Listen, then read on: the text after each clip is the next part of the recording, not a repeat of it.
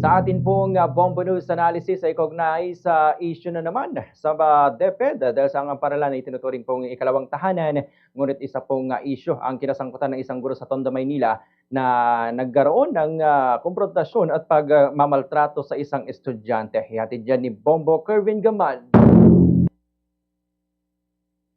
Ang paaralan ay itinuturing na ikalawang tahanan ng mga mag-aaral.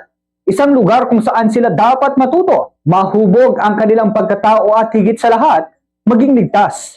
Subalit ang insidenteng kinasasangkutan ng isang guro sa Tondo, Maynila ay isang masaklap na paalala na may mga pagkakataong ang institusyong inaasang magprotekta ay nagiging pinagmumulan pa ng takot at trauma.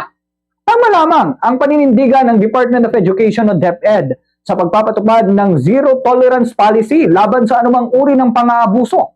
Ang sinasabing ginawa ng guro mula sa umano'y pagmolestya hanggang sa hindi makataong pagparusa sa estudyanteng nagsiwalat ng maling gawain ay isang malinaw na paglabag hindi lamang sa batas kundi sa moralidad at profesional na pananagutan ng isang guro. Hindi sapat ang pangakong mabilis at patas na investigasyon. Ang mahalaga ay ang konkretong resulta, pananagutan ng nagkasala at ganap na hustisya para sa mga biktima. Ang agarang pag-aresto ng Manila Police District ay isang positibong hakbang, ngunit dapat itong sundan ng mahigpit na pag-usig upang magsilbing babala sa sino mang magtatangkang abusuhin ang kanilang kapangyarihan.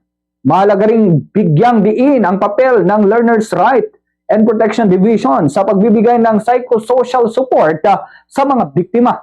Ang sugat na idinulot ng ganitong karanasan ay hindi agad naghihilom at responsibilidad ng Estado na tiyaking hindi sila nag-iisa sa kanilang pagbangon.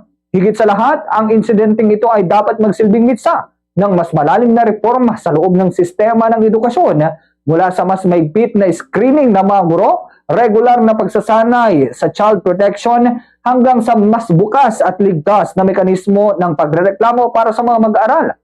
Ang pang-aabuso ay walang puwang sa paaralan. Kung nais nating hubugin ang isang lipunang may dangal at malasakit, dapat nating simulan sa pagtiyak na ang bawat silid-aralan ay tunay na ligtas para sa mga kabataan.